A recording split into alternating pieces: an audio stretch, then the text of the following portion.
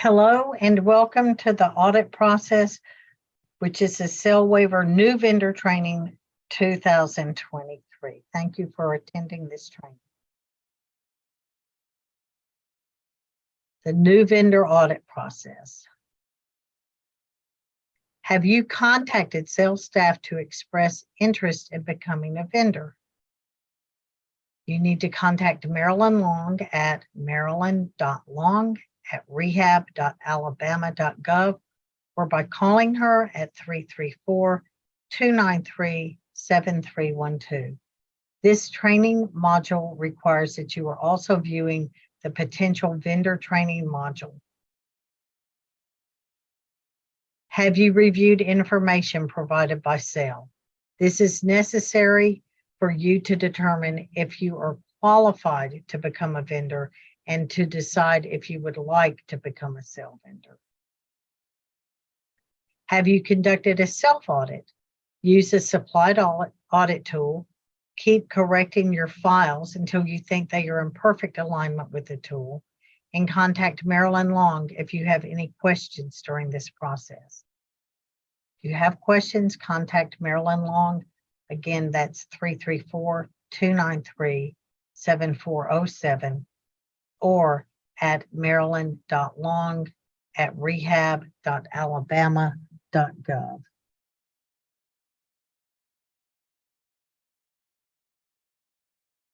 The audit will be conducted in your office during normal business hours. Once you are satisfied that you have a successful audit, contact Marilyn Long to request a scheduled audit. Be sure to review the audit training module prior to your audit. SAIL pre-enrollment audit.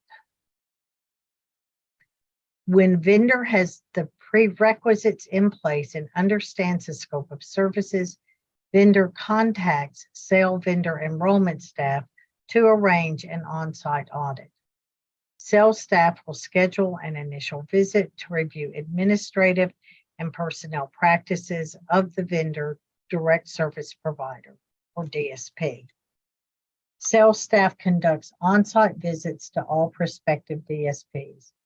Findings from the initial audit may require subsequent audits before readiness can be established. The prospective DSP must be found to be in compliance with all state and federal home and community-based services and waiver regulations before entering into a memorandum of agreement. Once a vendor has an active MOA, it can begin accepting SAIL referrals. Where is an appropriate place to conduct business? What is an appropriate place to conduct business in a private home? A room specified for the business must be separate from the personal dwelling area in a home. The room must be designated as a workspace and can be closed off from the rest of the house. Furniture, equipment, and supplies shall be distinctly related to a business office. Bedroom furniture, clothing, gym equipment, etc. shall not be stored in this space. Business and confidential files must be kept in a locked file cabinet. Children, friends, and family members shall not use or occupy the office area unless they are employed by the business. A telephone line with a phone number different from the home residence is required. This number shall also have a voicemail or an answering service. A sitting area must be included in the office space to meet with clients and business associates, as well as prospective and current employees. Areas of the initial audit. Key staff. Administrator, supervisor must be present during the audit. Organizational chart that includes both names and titles. Infection control policy procedures. HIPAA policy. Complaint and grievance policy. Policy and procedural manual, proof of current liabilities and workers' compensation insurance, in-service training plan, emergency plan that includes a provision of client services, annual operating budget, an appropriate place to conduct business, adequate staffing. Additional audit areas, the DSP administrative requirements, liability insurance, policies and procedures, personnel requirements, TB tests, qualifications, training, background checks, other areas as may be identified through the audit process. What an audit looks like. There's an entrance conference, an audit of the records, and then a review of the findings. Files to be audited, administrative files, policy and procedure manual, business documentation. More files to be audited, employee files, administrator, RN supervisor, and RN LPNs who perform supervisory visits, all direct care employees providing personal care, personal assistant, and respite care services. Office workers having access to confidential client information may also be audited. All employees must meet employee requirements. All employees must meet worker training requirements. Proof and copy of statewide, county, and municipality background checks on all employees. Proof and copy of National Sex Offender Registry checks. Proof and copy of Alabama Certified Nurse Aid Registry checks. Direct service and nursing staff. Health and safety violations. Missing and/or late TB tests. Missing and/or late National Sex Offender Registry checks.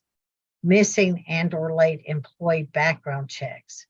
Missing and/or late fraud abuse registry checks. RN, LPN not meeting waiver requirements. For example, licensure in education. Retraining. Each DSP will be provided the opportunity for retraining on the scope of services at the conclusion of the exit conference after each audit. Each DSP can request that a program specialist come to their facility and work with them on areas that need improvement. Always audited documents. The DSP agrees to cooperate with audits conducted by SAIL staff. Audits will be conducted annually, but more frequently at the SAIL staff's discretion. Audits will be conducted on site every 2 years, alternating years with a desk audit. Audits may be scheduled or unannounced. At the time of the audit, the DSP will make the following documentation available: copy of business licenses, proof of liability insurance coverage, proof of workman's compensation coverage for direct service workers, a projected budget for the year, at least 6 months of bank statements or other suitable documentation, such as a DSP's bank letter of credit, showing sufficient capital to maintain business operations when payment from the state of Alabama Comptroller's Office is significantly delayed, such as during the change of fiscal years. And just a few more. DSP's policy and procedures manual, in-service training records, emergency plan that includes a provision of client services, complaint log, and files on all direct service workers providing services to SAIL consumers, even if no longer employed at the time of audit. Questions? Email or call me. I'm Lillian Butler. It's lillian.butler@rehab.alabama.gov, or you may call me at 334-293-7349. Again, thank you for participating in this training today.